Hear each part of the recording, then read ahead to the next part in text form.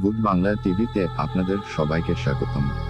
আপনাদের সাথে রয়েছি আমি জনি ইসলাম। আশা করি ভালো আছেন সবাই। আমিও ভালো আছি। আবারও আপনাদের মাঝে নিয়ে চলে আসলাম নতুন একটা সত্য ঘটনা। আমি এই ঘটনাটির নাম দিয়েছি লাওয়াছড়ায় মৃত্যুর আতঙ্ক। তো ফাইন ভাইকে ধন্যবাদ এমন এক ঘটনা শেয়ার করার জন্য।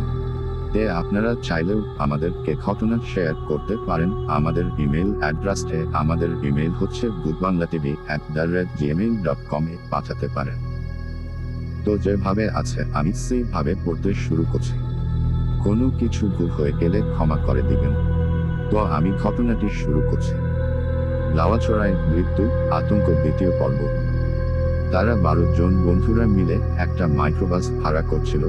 তাতেই তারা সবাই যে যার সিটে বসে যায় আর গাড়িটা ছেড়ে দেয়। এরপর সবাই গাড়ির মূল আনন্দ করতে থাকে। তারা একটা সময় লাওয়াছড়ার রাস্তায় গাড়িটা ঘুরাবে বলে গাড়ি মোড় নেয়, আর তখনই তাদের গাড়ির পেছনের চাকাটা লিক করে। তখন তারা গাড়ি থেকে নেমে দেখে গাড়ির এই অবস্থা। তখন তারা আশেপাশে গ্যারেজ খুঁজতে থাকে, কিন্তু কোথাও খুঁজে পাওয়া গেল না। হঠাৎ করে তখন কোথা থেকে একটা পাগল এসে তাদেরকে বলল, তোরা এখান থেকে চলে যা, আর একদমই হেগোসনের সামনে এটা তোদের জন্য সতর্ক সংকেত। এরপরে হেগুলে তোদের কেউ বাঁচবে না, সবাই মারা পড়বি। ও তোদেরকে মেরে ফেলবে, চলে যা, আমার কথাটা শুন, তোরা চলে যা। কিন্তু রুদ্র তখন পাগলটাকে বলল, আপনি এখান থেকে চলে যান তো, আমাদের কিছু হবে না। কি সব অবাক কথা বলছেন? কিন্তু পাগলটা একই কথাই বারবার বলছে। তখন রনক একটা লাঠি নিয়ে এসে পাগলটাকে তাড়া করল। তখন পাগলটা ভয় সেখানে থেকে দৌড়ে চলে গেল। অবশেষে তারা একটা গাড়ির দেখা পেল, একটু দূরে তাদের দিকেই আসছে। তখন তারা হাত নাড়িয়ে থামতে বলল, আর দূরের গাড়িটা তাদের এই সিগন্যাল দেখে গাড়ির চালক গাড়িটা থামিয়ে দিল আর তাদেরকে জিজ্ঞেস করলেন, কি হয়েছে, এখানে কোনো সমস্যা নাকি? তারা তাদের সমস্যাটা তাকে বলল আর তার থেকে সাহায্য চাইল। গাড়ির চালক বলল, সামনে একটা গ্যারেজ আছে, ওখানে গাড়িটা ঠিক করানো যাবে, কিন্তু আপাতত তাদের গাড়িটা দড়ি দিয়ে বেঁধে টেনে নিয়ে যেতে হবে। তারপর গাড়ি চালকের কথা মতো তাই করা হলো। গাড়ির চালক তাদের গাড়িটাকে টেনে গ্যারেজে পৌঁছে দিল। তারা বন্ধুরা সবাই সেই গাড়ির চালককে ধন্যবাদ দিয়ে গাড়ি সারাতে দিল, আর সেই ফাঁকে হালকা নাস্তা করে নিল তারা সবাই।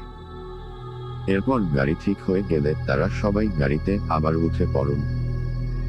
তখন গ্যারেজের একটা ছেলে তাদেরকে বলল, কই যাবেন আপনারা?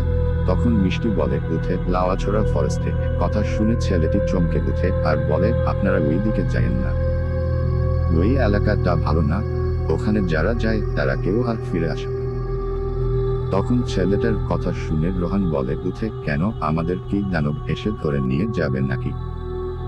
তখন ছেলেটার চোখে মুখে ভয়ার্ত ভাব ফুটে ওঠে। ছেলেটা বলে, স্যার সত্যি ওখানে দানব আছে। তারপর গাড়ি নিজের গতিতে চলতে থাকে। চলতে চলতে এক সময় একটা গেটের সামনে এসে থেমে যায়।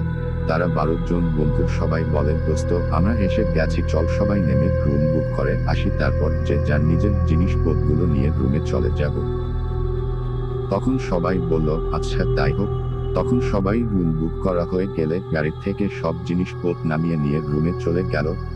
একটা রুমে 2 জন করে থাকবে, ওরা সবাই রুমে গিয়েই গোসল সেরে হাত মুখ ধুয়ে নিল।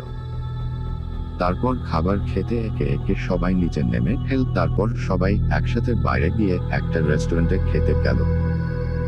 খাবার খেয়ে নিয়ে সবাই চারপাশে একটু ঘুরে বেড়ায়। সন্ধ্যা হয়ে গেলে তারা যে যার রুমে চলে আসে। তার কিছু সময় গল্প গুজব করে ঘুমিয়ে যায়।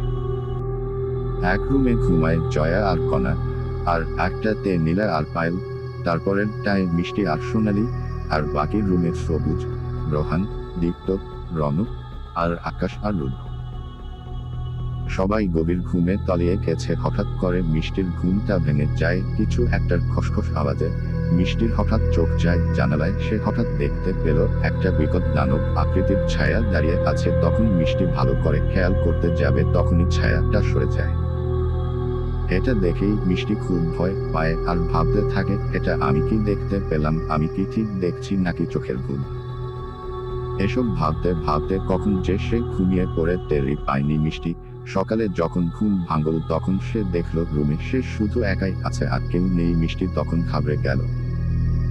আর তখনই বিছানা থেকে উঠে জোরে জোরে ডাকতে লাগলো। এক পর্যায়ে দেখতে পেল সবাই হোটেলের সামনের ফুল বাগানে বসে চা নাস্তা করছে আর গল্প করছে। তখন মিষ্টি একটু স্বস্তি পেল আর তাড়াতাড়ি হাত মুখ ধুয়ে নিচে গিয়ে তাদের সাথে নাস্তা করতে বসলো। তখন মিষ্টি বলল, তোরা আমাকে রেখেই চলে এসেছিস কেন? তখন সোনালি বলল, সরি দোস্ত, তুই ঘুমাচ্ছিলি তাই আর তোকে ডাকিনি। রাগ করিস না, নেক্সট তোকে নিয়েই বেরোবো। তখন সবাই নাস্তা করে নিল এবং চারপাশের সৌন্দর্য দেখার জন্য গাড়ি নিয়ে বেরিয়ে গেল। সারাদিন তারা ঘুরতে লাগলো বিভিন্ন এলাকার সুন্দর জায়গাগুলোতে। এরপর সন্ধ্যার সময়ে যখন তারা হোটেলের উদ্দেশ্যে রওনা দেয়, তখন সেই পাগলটাকে দেখে তাদের গাড়ির সামনে এসে চিৎকার করে। সবাই যখন ঘুমাতে চলে গেল, তখন মিষ্টির রাতে একটু বেশি জেগেছিল।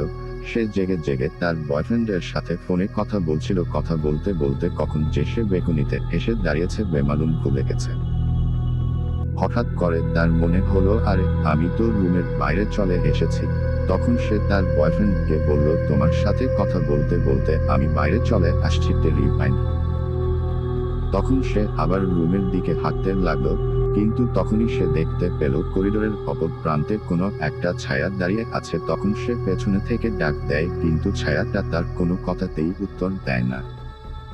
তখন সে বিরক্ত হয়ে তার বয়ফ্রেন্ডকে বলে, আচ্ছা এখন রাখি, কাল কথা হবে, ঘুমাতে হবে, না হলে কাল বের হতে দেরি হয়ে যাবে। এই বলে কলটা কেটে দিল। তারপর সেই ছায়া মূর্তিটার দিকে এগিয়ে গেল আর তাকে বলল, কে তুমি আর এত রাতে এখানে কি করছো? বেশ অনেকবার ডাকার পর ও যখন কোনো সারা শব্দ দিল না, তখন মিষ্টি তার কাঁধে হাত দিল। তখনই ছায়াটা তার দিকে ফিরে তাকালো। তখন মিষ্টি যা দেখতে পেল তা দেখে সে তো এক চিৎকার দিয়ে সেখানেই সেন্সলেস হয়ে গেল।